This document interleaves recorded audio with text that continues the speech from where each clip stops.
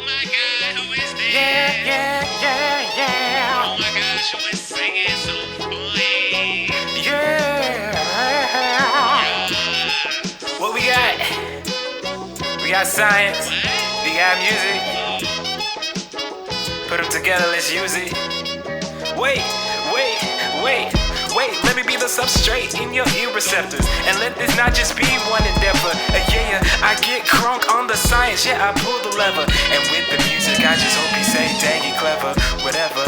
Bring it, master what matters. All the while my life is scattered. You surge on in general. I guess you're David Satcher. And you bet I got you when it comes down to the laughter. And whatever may come after. Scientifically sound so profound. Gonna convert energy like it's dollar to the pound. Just listen to this while you're making some hash browns. Or maybe later after you raking some cash mounds. Who am I?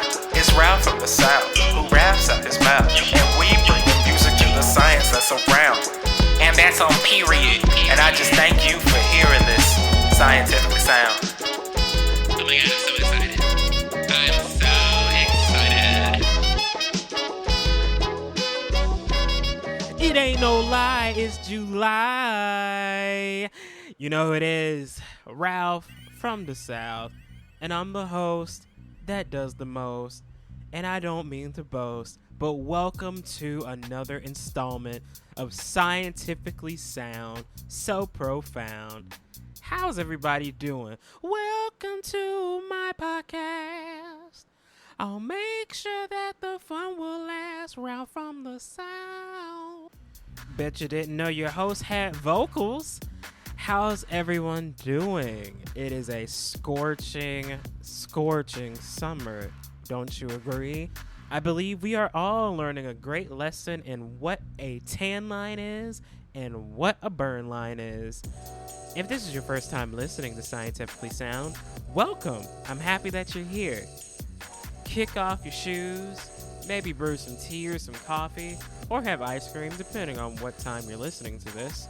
And let's experience the love of music, history, and science that I have together. The month July is a very interesting month for me, being that I always have my thesis committee for my PhD, mainly trying to get to the defense stage. And for many of you, you know how this goes. You try to show off, you try to show all the data you're collecting, and you try to just please the committee so they can say the following words: begin writing your dissertation, or enough talk, go ahead and defend, you're already a doctor. Oh, if only, right? My goal for my committee meeting was to gauge the room towards a date for my PhD completion and ultimately my thesis defense. And I mainly was pushing March. 1, because it's my birthday month. 2, March is just so wonderful. Shout out to all people who were born in March. Y'all know who you are. In terms of the fact of getting to that point, a lot of them agreed. It all depends on my manuscript that I'm working on right now, which I can't wait to put out, hopefully at the end of the year or the beginning of next year. And it all is based on that and my extensiveness and effectiveness with the research that I'm doing thus far. And I'm pushing myself forward in all aspects when it comes to my research. It's funny, actually. My PI, when I first started discussing about his time as a PhD graduate student, and ultimately was discussing with me that all his stuff did not come together for a paper until 6 months before his defense date. So 6 months from March, how far is that? So October. I need everything to get together by October. Cool. But I also need to make sure that I rest. I know I do a terrible job of resting. Maybe this is the wake-up call for you to check how you're resting with your work, regardless of if you're in a lab or not. The first step, admitting it. Other tips that I've picked up on as I'm researching is 1, always be extra. Now, you could take this a number of ways. I'm already extra as I dance in lab, karaoke in lab, do the absolute most, as I've already stated in my introduction. This can also apply to your own lab work. For me, I've always been a person that doesn't want to generate too much, whether it's lysate, whether it's a lot of cells. And now that I'm at a point when I'm cleaning up data and trying to make it as pristine as possible, sometimes you should go that extra mile and just have another duplicate of your experiment, just so that you have more to work with and clean up so you get that beautiful figure in that paper. The other tip that I've gained from this came from a wonderful mentor of mine, Dr. Danielle Watt, and it was during 2021 as I was going through my 4th year into my 5th year, and it was start writing your results now. You never have to wait till your results are all in to start writing. And I've had way more fun writing my results and getting edits back little by little than writing a huge report and getting a bunch of red back and getting discouraged. So the hope is that with little by little getting edited and ultimately getting to a paper that is perfect, we should be able to submit in no time. Now, while I'm working out the kinks with my thesis project, I've also been working with this wonderful organization called ComSciCon. It's a play on Comic-Con. And if you remember from last year, I was a participant in this particular workshop that focuses in on science communication. And this year, I actually get to play a role in the programming committee, and we're all headed to Boston next week. I'm so excited to meet everyone, all the organizers and the participants that we get to see, and we all get to blossom a little bit more as the science communicators that we want to be. And if I'm honest with you all, I was stretched a bit being in a role that put together a workshop for disability and inclusive accessibility in STEM, something that I'm not really familiar with. Now, this workshop that me, along with a friend named Elena Lynn, put together, we invited this wonderful advocate for disabled in STEM named Dr. Gabi Marks. And as we were getting this workshop together, we would have a lot of conversation around how disability is seen. And most of the time, people will see it as something that can only be physically seen and not take into consideration about the mental disabilities that occur or even the physical disabilities that you don't see. And it was then, as I was talking with her, where a lot of these things can have an impact on people in STEM or people who want to get into STEM. For her story, Dr. Marks deals with Ehlers-Danlos syndrome, which is more of a chronic pain physical disability. And yet she's been able to achieve a PhD in marine geology and geophysics, where she was researching a lot of rainfall changes in Mexico, looking at stalagmites, a lot of work in caves, which is outstanding. And within the pain and the wallows, as well as the triumphs that she had in her career thus far, she is pushing to stop the stigma for disabled people to not be able to be a part of STEM. And it's very inspiring. Lastly, I just gotta say this. Thank you so much, Scientifically Sound family, for honestly surprising me. For some of you, and maybe you all will learn this now, I'm a very shy person when it comes to putting myself out there, and it's definitely not changing, especially since I put out the Scientifically Sound shirt. Thank you to you all that picked up one, purchased one, got it for your friend, because I've received many pictures of all of you just wearing the shirt. It's a great shirt. It works well outside of the lab coat, in the lab coat. So if you haven't got one, pick yourself up one today by going to scientificallysound.net. Now let's get into some science. This one's for all the thrill seekers out there.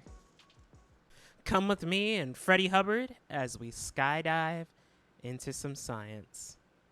Scientifically Sound. Let's get into it.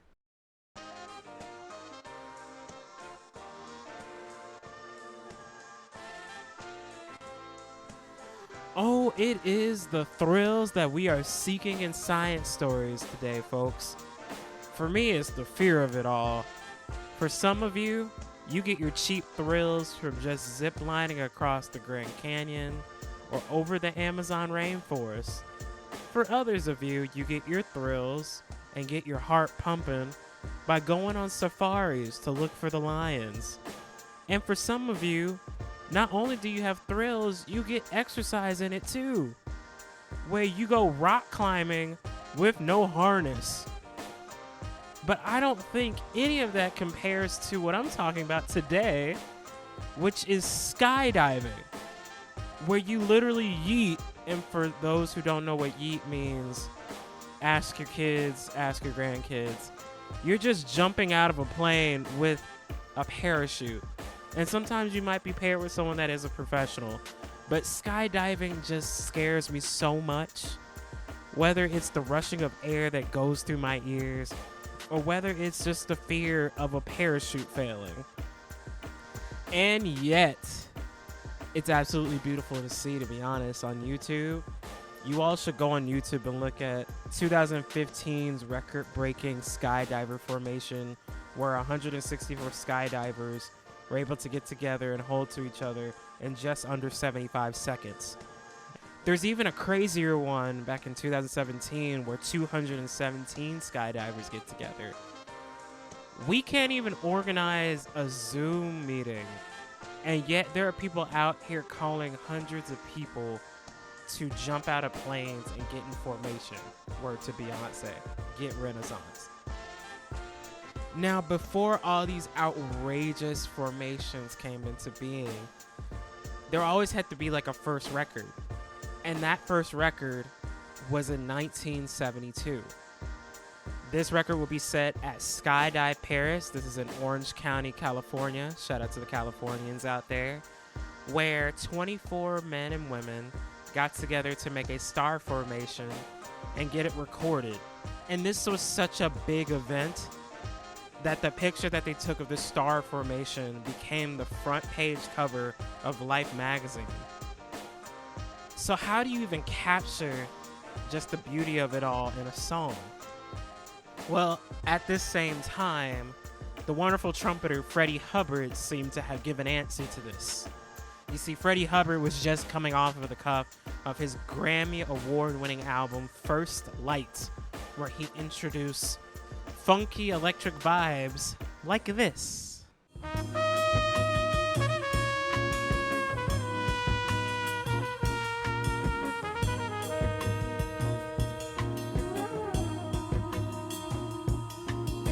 And with wonderful vibes like that, Freddie Hubbard just had to pick up that 1972 Life magazine and get recording on a new album that would eventually be called Skydive, which led to vibes and sounds like this.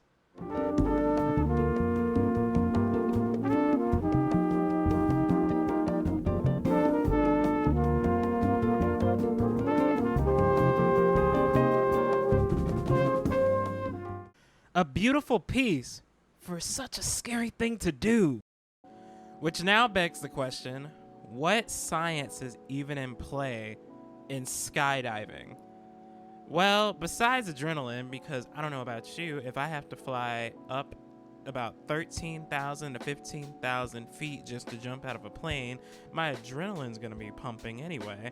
But even more so, there's physics in play. As you soar across the sky and see the heights and wind rushing into your face and you try to smile for the picture, it may feel like that you're accelerating faster and faster towards Earth, and as gravity plays its role, right? But you will reach a point where you cannot accelerate anymore. You actually reach a point called terminal velocity. Terminal velocity is the max velocity for anything or anyone that's attainable as it falls through a medium or fluid. In this case, our medium is air. Now, terminal velocity is a very complicated equation, so I won't go into the nitty-gritty details of how the equation is set up, but here's some key things to take away from this. It takes into account a number of different details, such as the mass of the object, which for us, we are the object, or we are the person going through air. So how much you are made up of you plays a role. The area of the object, how much you cover as you're flailing outside of an airplane, that plays a role. The other thing is the density of the fluid. In this case, how dense is the air as you're falling it through. The next to final thing to consider for your terminal velocity is the acceleration of gravity. And lastly, a value that is called the drag coefficient, which relates to your aerodynamic nature as you move through the fluid. in this case air. And mainly, it's related to the air resistance that you face as you're falling through the air. So much so that it reaches to a point of opposing gravity's pull. So it actually feels like you're slowing down as you're falling. A better way of understanding drag is kind of like the bungee run at the state fair. You know, you get in, you put on your vest, and there's a bungee cord tied to the back of you. And the entire point of that whole station is for you to run forward with force as far as you can until you reach a point when you can't anymore, because the force that you're exerting is being given back to you by that bungee cord rope. And until you fall backwards and ultimately face plant. And while there's a wide range of terminal velocities out there with our general population based on how we're built, a human can only get up to between 200 kilometers per hour as their terminal velocity. That's about 120 miles per hour, give or take. So it won't beat a Bugatti, but it's just enough to beat my 1996 Toyota Corolla. To end the episode today, and in honor of Disability Pride Month, I want to highlight a scientist that is disabled, whose overall journey just signifies scientifically sound. The scientist's name is Dr. Wanda Diaz Merced, who is an astrophysicist, astronomer, and computer scientist that is blind. I came to know about Dr. Diaz Merced from my time recruiting for ABRCAMS. ABRCAMS is the annual biomedical research conference for minority students, and she was actually giving the opening lecture. And she walked in, and this is a big stage, y'all. She walked in and was already cracking jokes with us, a bit like, all right, y'all won't let me fall now. And I was just like, it's the confidence for me. But her story begins in Gurabo, Puerto Rico. And as she was growing up, she would play along with her sister as if they were space travelers exploring distant galaxies out there in space. It is with this imagination that drove her to math and science and overall winning science fairs and getting into physics in college at the University of Puerto Rico. Unfortunately, when she would reach her 20s, she would be diagnosed with degenerative diabetic retinopathy, which led to her loss of sight. However, she developed tenacity and completed her Bachelor's of Science in Physics at the University of Puerto Rico. During this time, she speaks to a friend that put her on, essentially, to a NASA outreach project that was looking into sunburst. In particular, how a sunburst can sound using a method called sonification. Sonification is essentially perceptualizing your data with the use of audio. And it is with this audio that allows for scientists to catch subtleties in data amongst the background that they receive in their experiment. For example, this is the sound of our sun as it blazes through the day.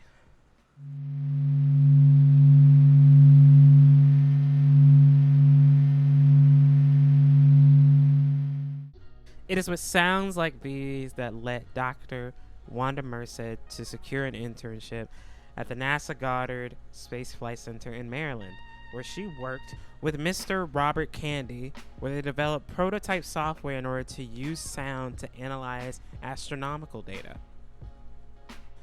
And this experience was built upon by her as she attended the University of Glasgow and achieved a PhD in 2013 in computer science, where she improved upon sonification software that can be used in tandem with what you see visually as you explore the cosmos.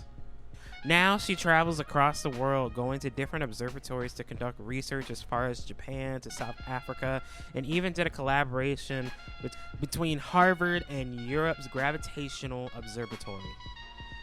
Amidst all of these wonderful things, she also took the time to drop some heat in collaboration with Volkmar Startrucker and Gerard Sonner in order to create an album out of X-rays that were being emitted by a binary star system in the constellation of Hydra. You see, what she did, she took a computer program called Xsonify that would take the X-rays emission and convert them into a sequence of tones. Those sequence of tones would then be sent to Gerard Sarnart to be able to start the composition of music with the help of composer Volkmar Studtrucker. And they overall came up with 9 tunes. Here's the X-ray sequence that led to the overall composition Bossa, number 1 in this album.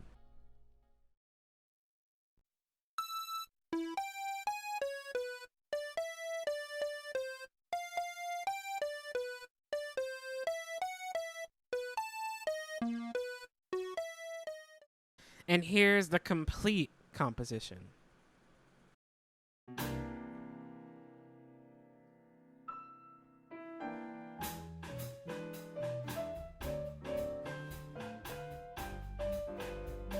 Definitely some bistro lounge music right here, and it all came from Dr. Diaz Merced's work. That's our episode, everyone. I've been Ralph from the South. Thank you so much for listening to Scientifically Sound. If you want to hang with us on the socials, you can go on Instagram at Scientifically Sound, all one word. On Twitter the number 4, the Sci_sound. And find us on TikTok at Scientifically Sound, all one word. You can also email us at thescientificallysound@gmail.com. And check out our website, scientificallysound.net. Well, everyone, it's been fun. I'll catch you on the next episode after I come back from ComSciCon. And whether you're flying up in the air, skydiving in the air, going up to space to hear some notes from some stars, remember, sometimes it's nice to be grounded and to chill out. See ya!